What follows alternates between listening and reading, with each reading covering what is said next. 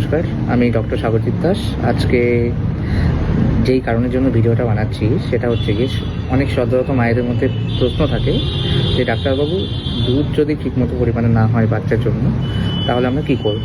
এবার দুধ না হওয়ার পেছনে মেজর ফ্যাক্টর হচ্ছে গিয়ে স্ট্রেস কমাতে হবে। স্ট্রেস কমানোর মেন উপায় হচ্ছে গিয়ে ঠিকমতো পরিমাণে ঘুমানো, ঠিক পরিমাণে ঘুমাতে হবে, তার সাথে মেডিটেশন করতে হবে, তার সাথে বাচ্চার সাথে কানেকশন বাড়াতে হবে।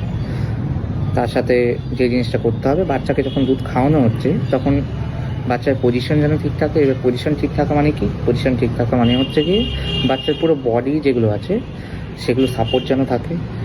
মাথা, তারপরে বাচ্চার পেছনের অংশ, তার সাথে হচ্ছে গলা, এই জিনিসগুলো যেন সাপোর্টে থাকে। বাচ্চা যেন মায়ের দিকে ফেস করে থাকে, এই জিনিসগুলো থেকে খেয়াল রাখতে হবে। বাচ্চার অ্যাটাচমেন্ট যেন ঠিকঠাকভাবে থাকে।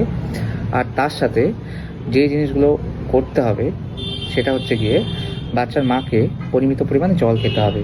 মিনিমাম 3 লিটার জল খেতে হবে, 3 থেকে 5 লিটার জল খেতে হবে পার ডে।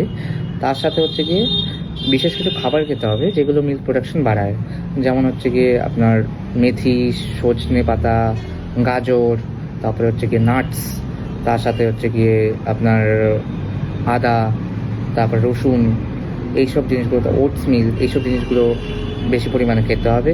হেলদি ডায়েট খেতে হবে, প্রোটিনযুক্ত খাবার খেতে হবে। তার সাথে হচ্ছে গিয়ে আপনার সবুজ শাকসবজি, ফলমূল এইসব খেতে হবে।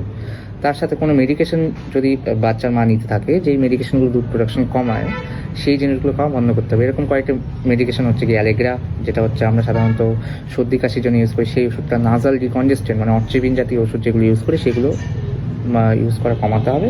আর এত সব কিছু করার পরেও যদি দুধের প্রোডাকশন ঠিকমতো না হয় তখন আমরা কিছু মেডিসিন প্রেসক্রাইব করি যেগুলো বাচ্চার মায়েদের খেতে হবে। আর সেসব খাওয়ার পরেও যদি ঠিকমতো পরিমাণে দুধ না হয় তখন আমরা ফর্মুলা ফিড প্রেসক্রাইব করি। Thank you.